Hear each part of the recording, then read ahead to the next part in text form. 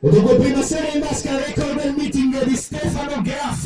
26,38 con Simone Geni in vasca in quarta corsia, vincitore poco fa col record della farfalla veloce, ritorna in vasca nel dorso sempre a distanza dei 50, vediamo la situazione a 5 metri dal termine ormai in terza corsia, c'è Gatti che ci prova! Filippo Gatti alla vittoria 25,93, si è confermato ancora il record, ancora primati alla piscina delle rose di Rosa. Efrem Ceccon si inserisce in seconda piazza 26,03, Alessandro Papa 26,30, terza posizione ancora